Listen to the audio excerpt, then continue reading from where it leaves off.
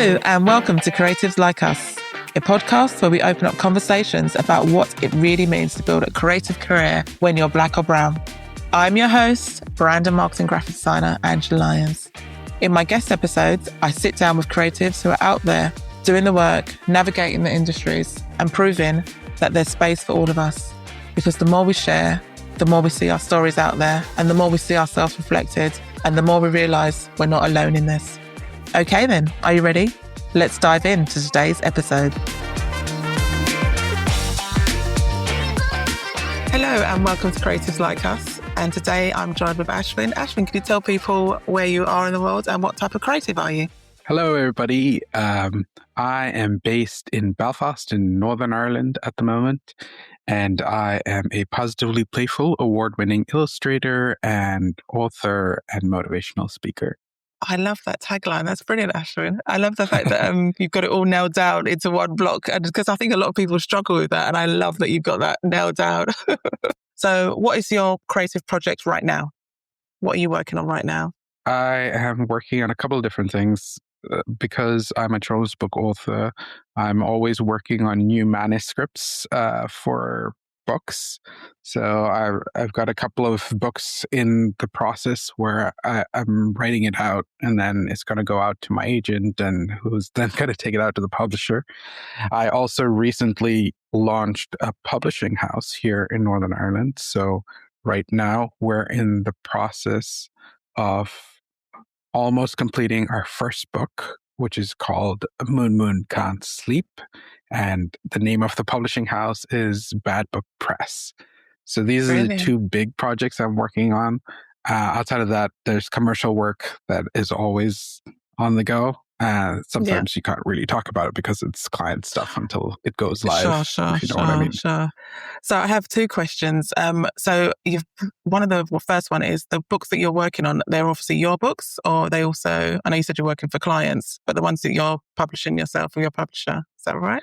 As a publisher, I'm publishing other creatives' books. So we're primarily only focused on picture books. So it is the aim of Bad Book Press was really to create a space for author illustrators to really explore playful ideas. A lot of the times with the traditional publishing houses, a lot of the really interesting ideas can get lost in market expectations, as it were. And so then what happens is a really fun, playful idea can get cut down till it's not recognizable by the author who had this great idea. And so we wanted to create a space within the market where we could have some of those slightly misfit ideas. And so our tagline is Misfit Ideas Playfully Crafted. Nice. Who are you doing that with? Is that a team of you? Yes. My co-founder is Clive McFarland. He's also a children's book author and illustrator, as well as a buddy of ours who is a marketing genius whose name is Charles Pretorius. Brilliant. So you've got a good team there. So someone that can actually work together, and then someone to actually market it to, because that's obviously, as you said, really important. You've got to get it out there and tell people about it. Exactly. Oh, that's brilliant. Oh, well, when's the first book out? It's in the 5th of March, 2026. So that might be perfect timing then. Brilliant. It's like we planned it. So look out for the book. Yes. I will look out. But do you know what? As soon as it comes out, I will tag it onto the show notes, and then people another bit of marketing for you there. So that'd be amazing. Yeah, definitely 100% do that for you. So I'd love to know, and I think also listeners always when they listen in, love to know how people got started, especially as the podcast's about encouraging people, and maybe some people might want to change a career path, or there might be graduates listening that thinking, oh, I really want to be an illustrator. So can you tell people how you got started in the illustration world and your artist world? Well, as far back as I can remember, I've always drawn. My mother retells the story of me at the age of 5 or 6, asking her if I could draw for a living. At the time, growing up in India, it seemed like an impossibility. But with a lot of time and pursuit, I eventually got there. So once I graduated from high school, I studied visual communications at a college in Chennai, which is in the south of India. After the first year, they were going to just do theory stuff. And I was like, I'm never going to get a job if we're just studying theory. So I looked for another course, and there was a brand new animation and multimedia course in India at the time. And so I opted to switch colleges and study animation and multimedia. The end of that, I realized I never want to do animation as an animator. I really want to do like the storytelling aspect and the character design, but I didn't want to be an animator per se. Yeah. So then I was looking for work. I had done comic books and stuff like that as a part of my dissertation at the end of uni, but I didn't really.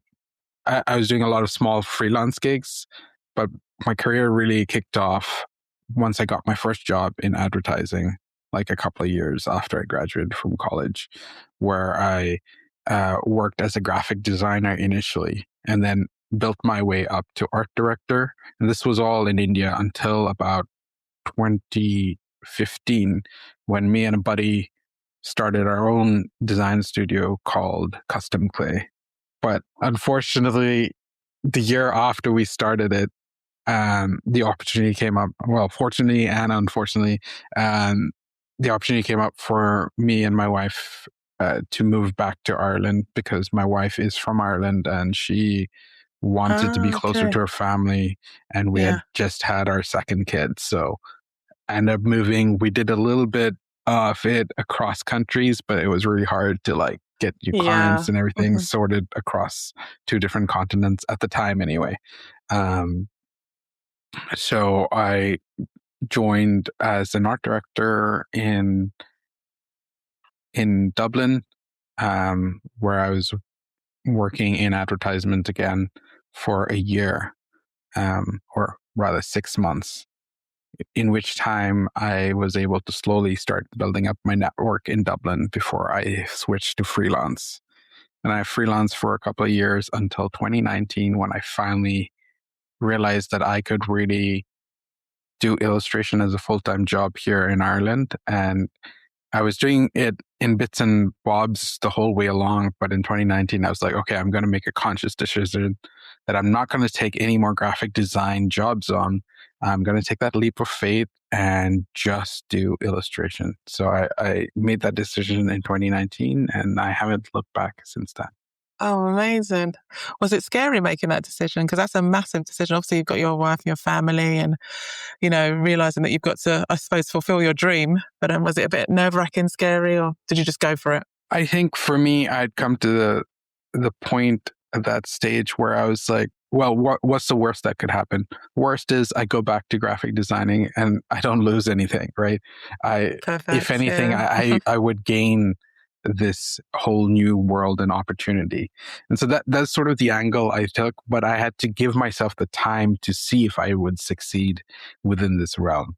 And I think that's really important, to not give in to the temptation to go back where you were, before you give it the opportunity for it to grow into something. And so because I made that conscious decision, revamped my website, was very intentional about how I communicated to my clients, and the existing network, saying, my focus is this, here's what I can bring to the table, etc. That meant it gave me that much more potential to succeed as an illustrator, if you know what I mean. I love it. Yeah, I do know what you mean. That's fantastic. And I was going to ask about your illustration style, because it's very distinctive and it's very vibrant and it's very playful and very colourful. Did you develop that throughout so many years, or did you wake up one morning and say, I've got an idea of how I want something to look, or I want this to look like this? Obviously, I'm going to link everything I'll show people your style, but in the show notes. But I just wanted to, actually, you know what? I've actually got, I can't move it around. I've actually got one of your prints on my wall from Brilliant. being freelance. It's the Keep At It. I might actually take a photograph, and when I'll put it on when I advertise the podcast. But yeah, it's such a great, colourful, playful style, and I love the use of words in there and the graphics, and they also tie in with the whatever you're illustrating. I love all that. So is that a style that you developed straight away, or was it a few years, few months of development? Well, I think style is the bridge between who you are and what you want to say. And it's your communication method. And it took me a long time to get to that place.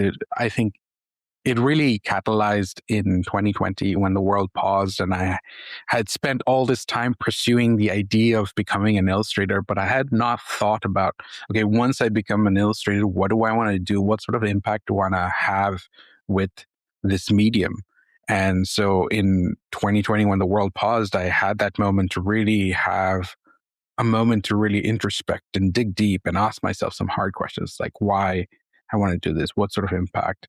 And that process of digging deeper allowed me to hone into my core purpose, which was to bring joy and encouragement in whatever I do, and the core areas that I wanted to focus my illustration around. So, number one was commercial illustration, which was what I was already doing, but that's what keeps the bills and keeps everything going. Of course. The second was children's books. Because I had kids of my own, it was something I'd always been fascinated with. I've always loved stories, so that was a world that I wanted to tap into. And so that was the second choice. And the third was to be a motivational speaker. So then the combination of these three overarching goals within my purpose allowed me to then hone in my style, as it were, because the style was then the extension of, okay, I want to say these things. How do I say them? And so it was a mix between colors that I love, that are bright and playful and joyful, a mix of like Indian inspiration where I grew up, where it was quite a colorful place. The methods, traditional techniques. So I had been doing a lot of screen printing in the last few years prior to this. And so my style had evolved from that as well, moving from a lot of like intense detail and line work to more blocky shapes. And that, plus the color combination, plus the purposeful messaging, all came together as my style. That is Brilliant. Yeah. recognizable today. Yeah. I love it. I don't think it definitely is your style. It's very unique. And I don't think, I've not seen it anywhere else. And I don't think if someone copied it, I'd be like, that's Ashwin's style. So it's very unique. I love it. And I will definitely show people what it looks like in the show notes. And I'll link out to your website. Is there anyone that inspires you creatively out there at the moment or in your past? One of the questions I like to also ask people, is there a catalyst connection where someone's actually said to you, you should do this and then it totally changes your career path? Is there anyone like that, or is there anyone creatively that you look up to? I had two fantastic mentors, as they were. They might not be conscious mentors, but they were for me as a young kid growing up in India. So the first was Joshua John. Joshua John is a painter, biker, really cool guy. He's 10 years older than me. And he was a family friend. And so I was like in middle school, he was graduating and he was going to become a painter. And, right. He rode motorbikes and all this cool stuff. And so for me as a young kid in India, seeing that, I was like, okay, it is possible. If he can do it, so can I. And because they were family friends, it was also an encouragement for my parents, right? They were not opposed to it, of course, but it meant that there was an example out there. I suppose the traditional, I know my parents, they expect you to either be one thing or another, like a doctor or a lawyer or a teacher or something like that, especially if you've worked so hard at school. And the arts sometimes gets kind of like, an art? You want to be an artist? Why do you want to be an artist?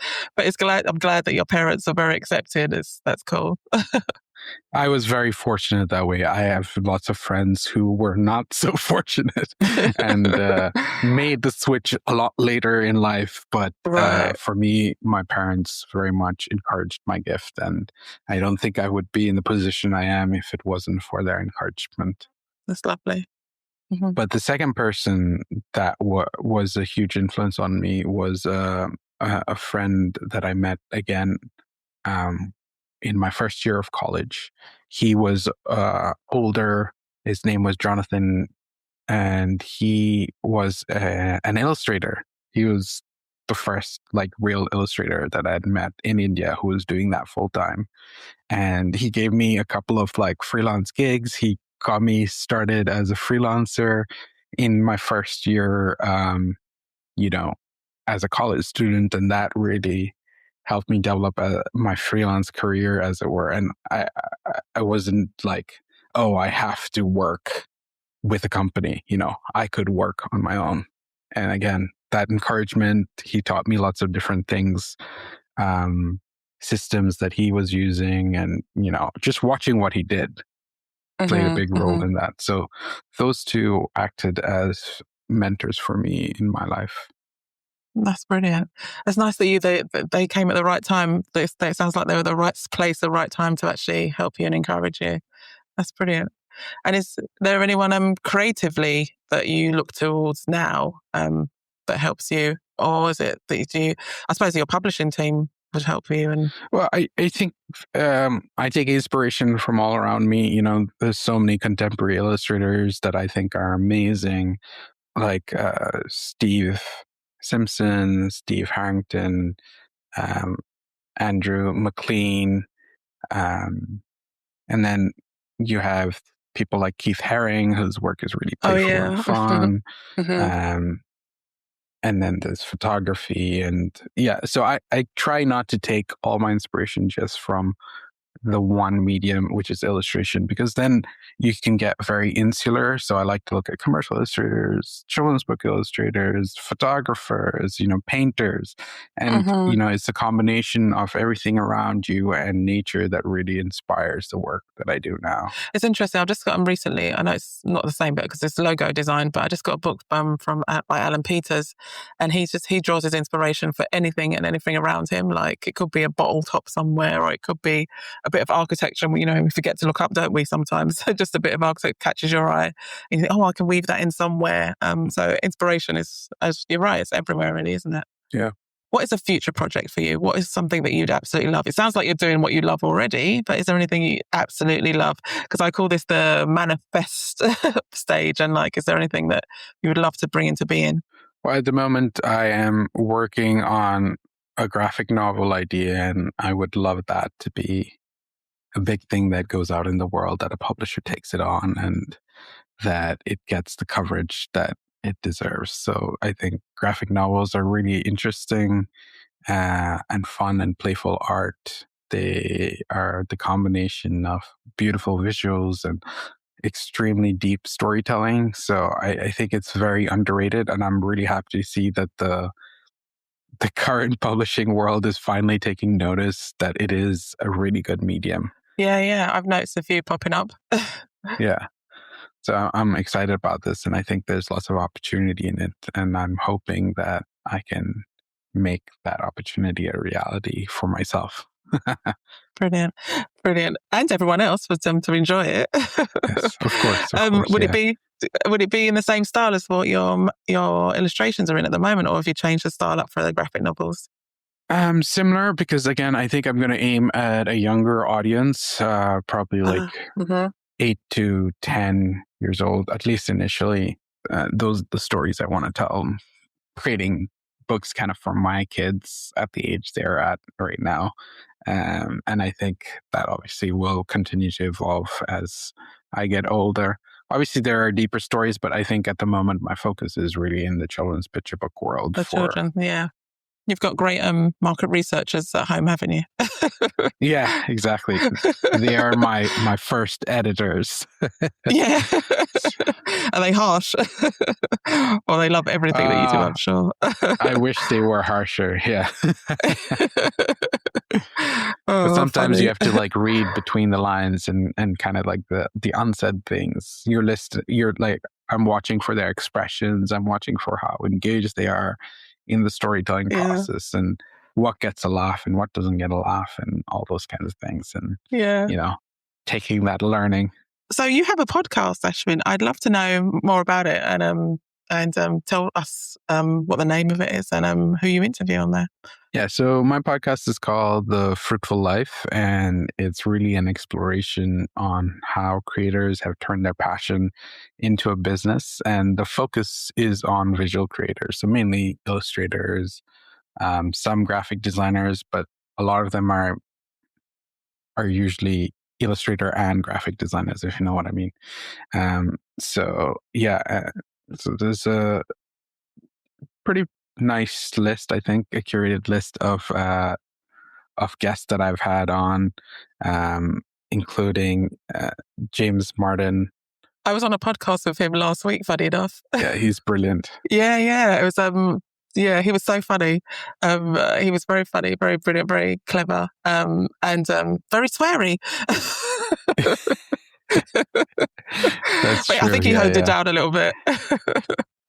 But he's brilliant. Yeah. He's really good. Yeah, him, Tad Carpenter from the Carpenter Collective. There's Jim Fields, who is a fantastic children's book illustrator. Benji Davis, again, children's book illustrator. Zach O'Hara and Fiona Woodcock. So these are just some of the ones, and Mikey Please. So these are from season 2. Season 1 has a mix of like creative directors, book designers, and lots of illustrators and designers. Yeah. Oh, brilliant. So is there a reason why you actually started it? Because I know it's obviously great starting a podcast, but is it another creative outlet for you, or is it to get your voice out there? Is there a reason for it, or is it just, what's the reason? I started the Fruitful Life as a way to connect with other creators. You know, I'm always fascinated with people's stories, and I think social media, as lovely as it is with connecting people, it sometimes can give the wrong impression of where you are in your journey. So a lot of people can look at where you are today and assume that you're an overnight success, whereas they don't see that this is just the tip of the iceberg. You're only seeing the tiny bit that is finally poked out of the water.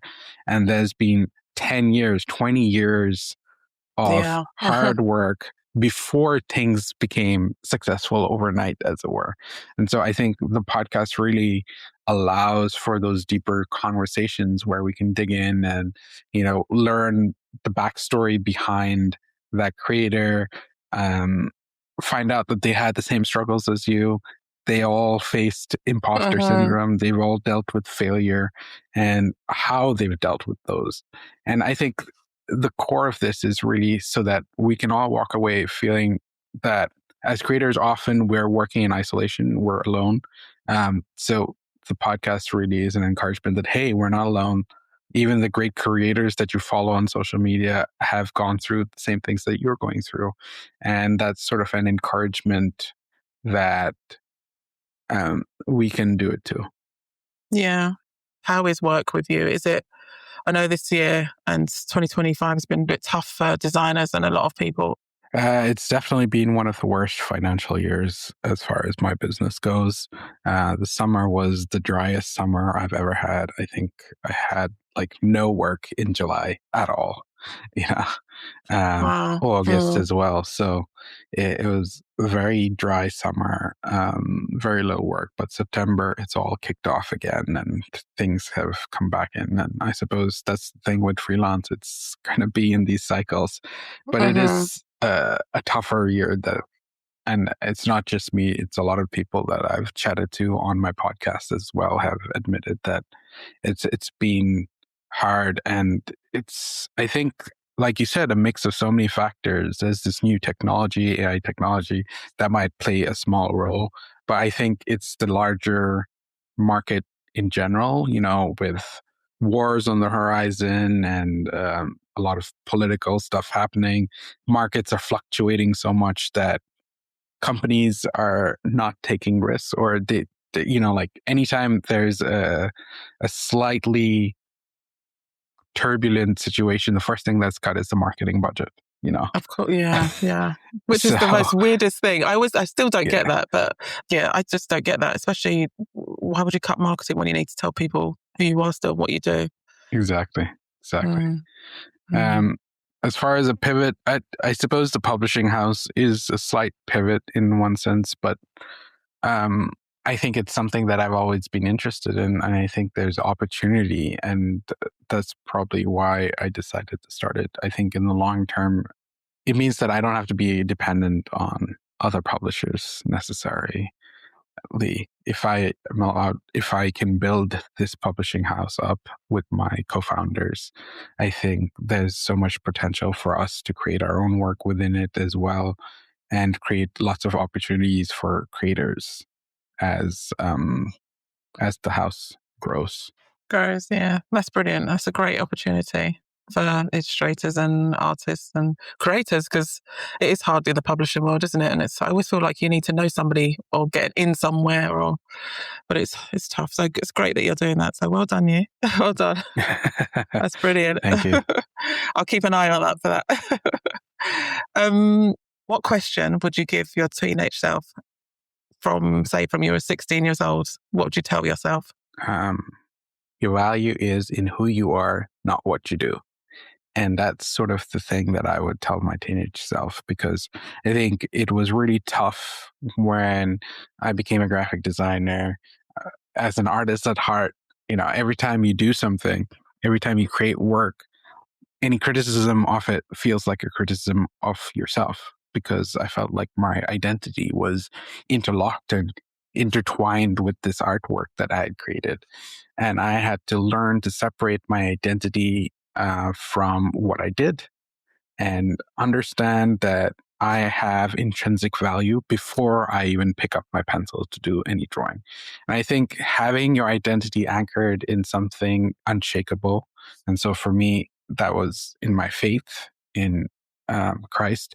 So that was my unshakable identity. That meant that I could grow as a creative, because now I was willing to take on criticism. I was willing to listen to another opinion, because it's about the art. It's not about me. And yes, I had a part in developing it, but my identity is secure. I know that I have that value. And I think so that would be sort of the statement that I would tell my younger self: to not to worry, to be focused, to build your identity, that foundation of your identity first. And the work will come, the art will come, your work will develop as you grow. Oh, that's amazing. That's wonderful. I also love that I'm a Christian too. And I love that fact that you actually had that faith, that you knew that it was going to be okay, because you have your faith that you believe in Christ, and it will, whatever happens, he's got you. I think that's basically been the foundation of my whole career, especially after 2020, where, we talked about the purpose. So like that purpose came because I took the time to meditate and ask God, like, what do you want to do with my life? And that is what then unlocked the whole journey for me. And I think being a freelancer, I think without faith, it's very hard to be a freelancer in our current world, with the ups and downs. But I know that God has a purpose and plan, and it's a good purpose and plan for me. And there's going to be these dips and curves, but he's got me. And I think that keeps me motivated when I hit these storms, when I hit these dry patches where I can't really go forward on my own, in my own strength. But he carries me in the palm of his hand, and that peace that you can't get from anywhere else is surrounding me. And so because of that, I know that I can move forward in this world, knowing that he's taken care of that, and he has looked ahead, and he has made these plans, and I can just walk towards them. Mm-hmm. Amazing. That's lovely. Brilliant. I love it. Oh, you filled me. Thank you. Because sometimes, you just like, I tell you, obviously it's not, I won't air this, but my son's just gone off to uni, and I've just gone into his room and I've tidied it up a little bit. And I was just like, oh gosh, you really got to help me with this one, because the boy has not called me yet. But anyway, and I just thought, and then I just heard a voice say, I know, can you imagine? It's called all his friends. But I just heard a voice say to me, he's going into adulthood. He's fine. He's alive. He's fine. He's doing well. So I was like, you know what? Okay, Lord, I got you. I hear you. So yeah, it's one of those. Anyway, so thank you. What you said really helped me too. So I appreciate that. So I normally ask my guests quick fire, fun 5 questions, and it's one or the other. So you just got to answer one or the other. So crisp or chocolates? Chocolates. Beach or forest? Forest. Book or Kindle? Book. Reggae or soul? Ooh. Soul. Patty or a sandwich? Sandwich. Brilliant. You're very calm. I like that. Thank you so much, Ashwin. Can you tell people where they can find you and how they can connect with you? Yeah, you could find me on my website, www.wackochacko.com, or on all social media as Wacko Chacko. So WHACKO. Brilliant. Thank you so much. Actually, I did ask you, where did the name Wacko come from? Wacko Chacko. So when I was so Chacko is my last name in case that hasn't caught on. But in high school, I went to an international boarding school, and in 10th grade, I got to go on exchange to Australia. And I'd grown up in the 90s, and so everybody was into hip hop and, dressing like a gangster or whatever. And so even though I had no real experience of it, I used to dress like hip hop. I had my head shaved. I stole my dad's t-shirt, tied a bandana so I looked like Tupac. And this was sort of like the bubble I grew up in this international boarding school where we're all like dressed like that. And so even though I was rock and roll, I dressed gangsta. And it was only in 10th grade or end of 11th grade when I got to go on exchange to Australia, I realized, like I can keep allowing people to define who I am by what they say, or I can choose to write my own chapter. And that trip really opened up the world to me because I was finally outside of this like international school bubble. And I realized, like people don't really care. You have to define your own path and build your own passion. And so I came back wearing all these like quirky things that I loved. I've always loved hats. So I had like got a couple of hats, waistcoats and odd combinations. And so I started being called Wacko Chacko because my clothes were wacko. And so I was like, this is cool, like after the what I was thinking of a business name, I was like, yeah, that's a good definition for who I am, I love it. Wacko. That's brilliant. I love that. And you kept it ever since. Brilliant. Yeah. Oh, brilliant. Exactly. Well, thank you so much for joining me, Ashwin. I've had a great time chatting to you and can't wait to see what you do in the publishing house. So I just wish you all the best and thank you so much. Thanks so much for having me. Thanks for listening to Creatives Like Us. If this conversation resonated with you, share it with someone who needs to hear it today. That's how we build our communities and amplify our voices. You can find all the show notes and the links at linescreative.co.uk podcast and connect with me on LinkedIn and Instagram. I'd love to see you there. Also, make my day if you can leave a review or comment in your listening platform choice. And it's really easy in Spotify. Leave it in the comments. Until next time, keep creating and keep supporting creatives like us. See you next time. Bye.